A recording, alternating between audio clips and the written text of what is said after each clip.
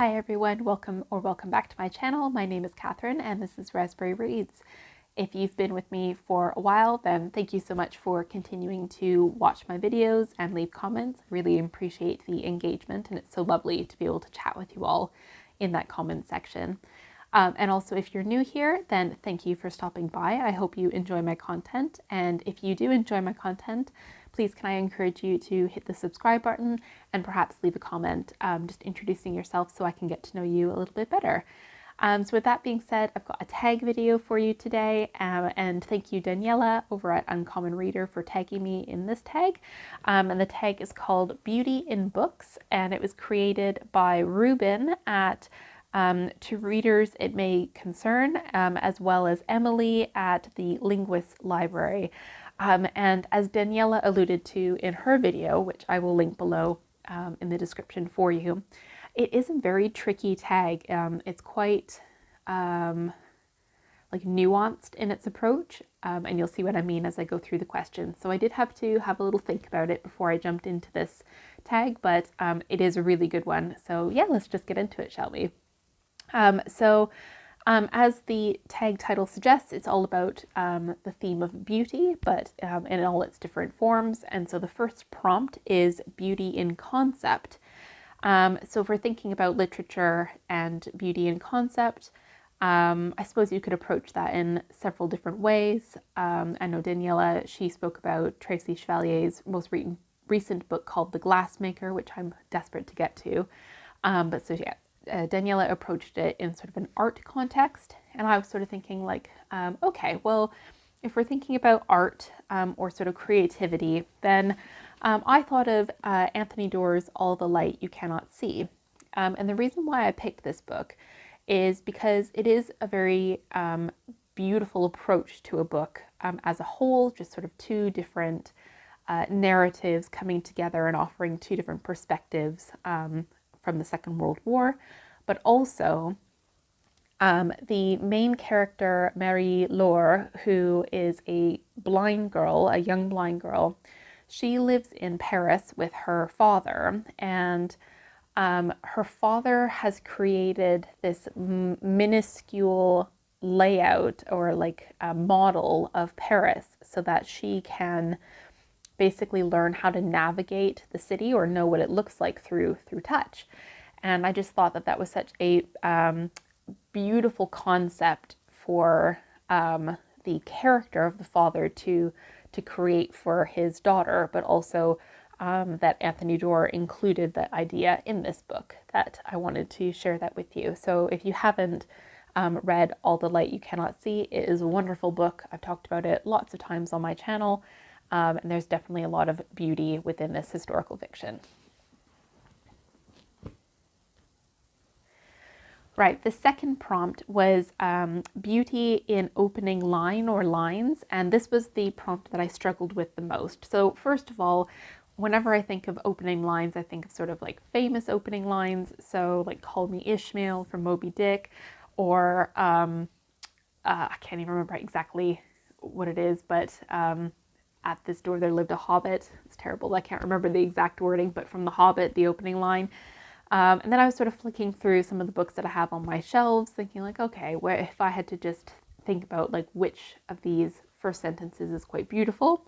An oldie but a goldie, I guess, is The Odyssey by Homer. So I haven't read this since high school, but I was like, well, you know, it's well known, obviously. It stood the test of time. What is the first sentence? And I have to admit, I thought like, okay, that is actually a good sentence. So there's sort of two parts. Let me just show it to you here. So in my version, which is a Penguin Classic version, there's sort of like an excerpt and then there's the first sentence. So either way, the first sentence of the excerpt at the top says, "Tell me, Muse, the story of that resourceful man who was driven to wander far and wide after he had sacked the holy citadel of Troy." Good, strong sentence. Or equally, "All of the survivors of the war had reached their homes by now, and so put the perils of battle and the sea behind them. Odysseus alone was prevented from returning to his home and wife he yearned for by that powerful goddess, the nymph Calypso, who longed for him to marry her and kept him in her vaulted cave. also a strong sentence. So yes, I mean, I don't think I need to encourage you to read The Odyssey by Homer. It's a classic, so I think it kind of everybody should give this a go. But definitely beauty in the first few words. All right, beauty and character is the next prompt. And I went with Girl, Woman, Other by Bernardine Evaristo. And the reason why I picked Girl, Woman, Other is because I think that there is lots of beauty in lots of the characters in this story. So I can't even remember how many characters there are in here. There must be at least a dozen.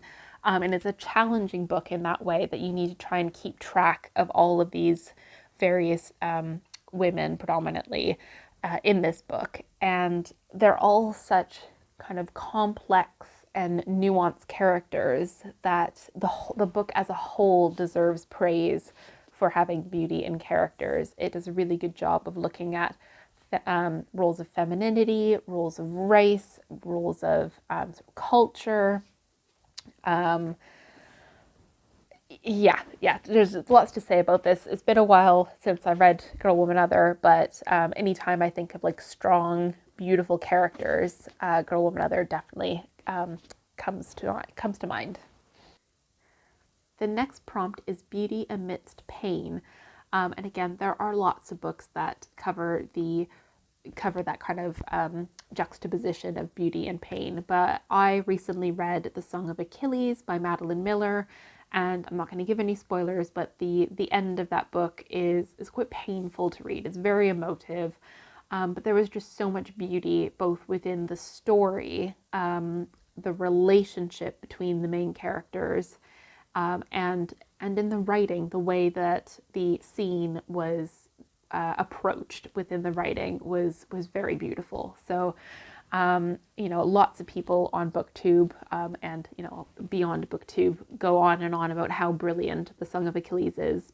And I would definitely echo that point. I think The Song of Achilles, even though I liked Circe's, which is also by Madeline Miller, I think I actually like The Song of Achilles more because of how powerful and beautiful the relationship is between Achilles and Patroclus.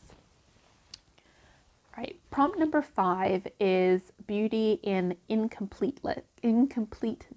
And I struggled with this one as well because I can't really think of lots of books that sort of tackle the theme of incompleteness, but I was thinking about approaches to writing, and I've mentioned this author on my channel quite a bit this year, and that's Claire Keegan. So Claire Keegan's writing, she writes, she's an Irish author, and she writes a lot of short stories.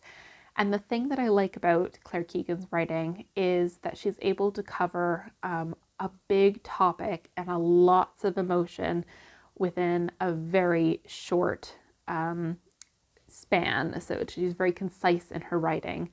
And many of her short stories they end on an incomplete note. So she sort of leaves you either wondering what's going to happen to the characters. She leaves you with a lot of emotions where you're trying to process what's happened in the story. And so I think that as a writing style, Claire Keegan offers beauty in incompleteness. And if you haven't read anything by Claire Keegan, I would definitely recommend doing so. Small Things Like These is her book that's set around Christmas time, and that one is definitely fits this sort of prompt of beauty and incompleteness.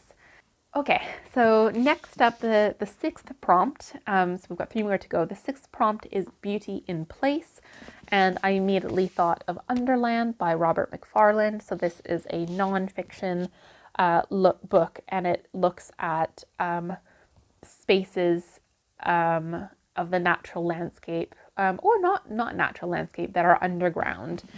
And yeah, so the sort of the blurb says, Underland is an epic exploration of the Earth's underworlds as they exist in myth, literature, memory, and the land itself. And some of the explorations or landscapes are more interesting than others in this book, but there's definitely a lot of beauty, and there's beauty both within the natural landscapes that Robert Macfarlane explores, but also in the developed landscapes. So just thinking, there's one chapter that looks at the sewers of Paris, and whilst that's not beautiful, what is beautiful is the kind of quirky relationships that come to be of the people that go and explore that area.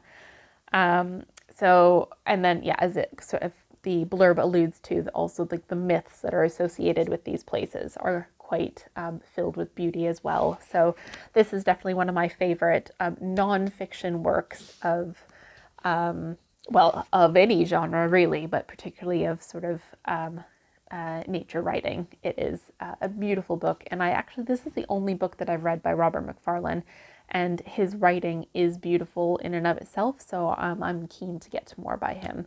But yeah, the prompt was beauty in place, and Robert Macfarlane covers lots of beautiful places in this book.